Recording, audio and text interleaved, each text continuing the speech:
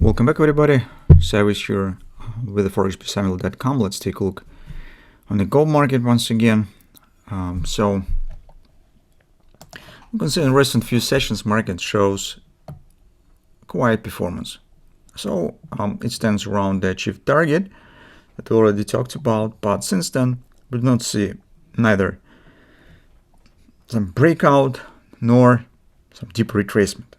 From one point of view, this is a good sign, because market, just after reaching the OP, hasn't shown the big reaction. It just stands tight after achievement of a big target, so it always suggests some bullish performance. And this is happening around the previous top. It means that challenge here must happen. But the challenge might be different. So it might be a short-term just spike and grabbing the stops above it, or it may be more constant breakout with a moving to the nearest target. For example, if we consider this butterfly, it will be around 45.16 area. Inner XOP based on this ABCD stands even higher, 45.83. So the general background, general setup with our bullish grabber scenario on the weekly chart that has been formed last week stands intact. So this pattern suggests taking out of this top. We do not have the upper bottom in the weekly chart, so it might happen. Besides, taking into consideration how cunning the gold market is, it probably impossible to suggest that market just will leave untouched stops above this area. So probably in some way the breakout will happen. At the same time, we should recall a couple of moments. First of all, as we mentioned in today's weekly report, the banks have closed all short position on the silver.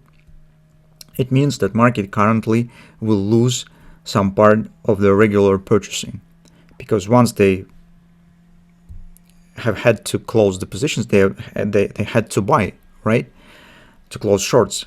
And now, when all shorts are closed, it means that banks are not buying anymore, which means that silver stands at the edge of some moderate pullback, moderate reversal.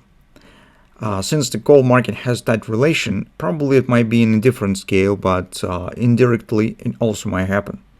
And it's quite reasonable in the current situation. Just based on long-term analysis, we already talked about this many times.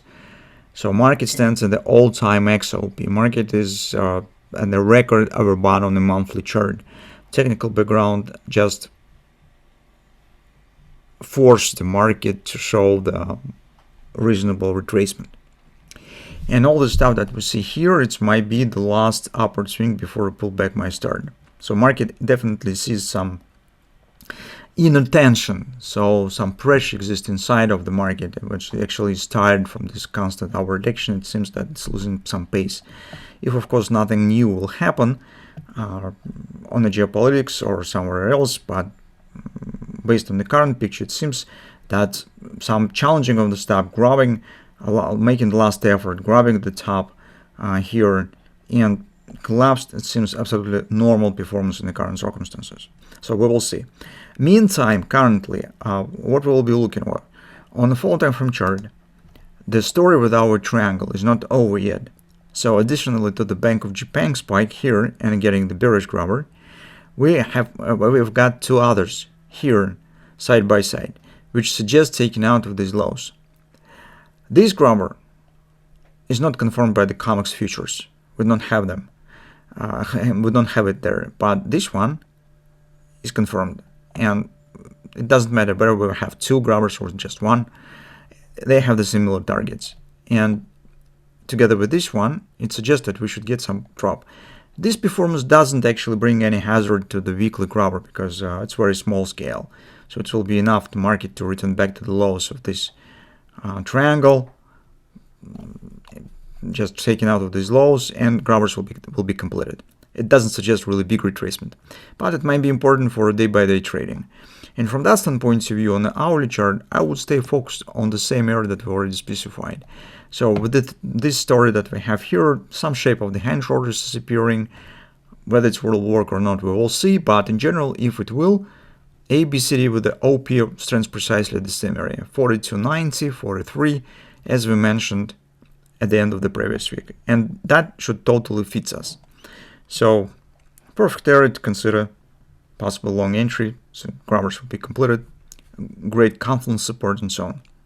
Next one, which is the XOP around 42.48, 42.50, also is okay, but it's a bit deeper, and to just getting a bit more confidence from the gold that it is bullish, of course we prefer to see retracement just at 43. But anyway, even 42.50, it will be actually not bad. It also will not break the weekly grabber, so it still will be valid. So from that standpoint of view, I prefer just to not step up from our plan. Let's keep watching. So with the grabbers on the back, with some shape here, why we should hurry up with the decision making? Just let's see what will happen around 43.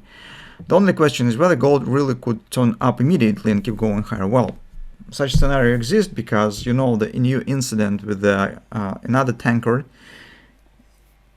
with the oil, Venezuelan oil, but this time this Chinese tanker, and I don't know what the consequences will be. If market will see with this incident some really hidden geopolitical risk, maybe gold will show some reaction, but I suspect that hardly something will happen.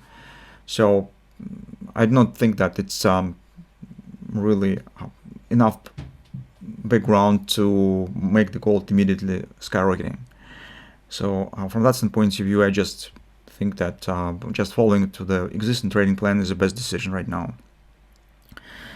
And as I said in the beginning, don't forget about silver situation. It might be very important, and we should be currently extra careful and extra sensitive to any bearish signs that we might get around the all-time high on the gold market. It might be a really good area where gold could start a moderate retracement, which is actually ready to go long time before current moment. So somehow it has not started by some geopolitical reasons, but technically it's prepared already and is ready. That's why I'm just keep an eye on the market, keep the hand on the pulse, and just see what will happen.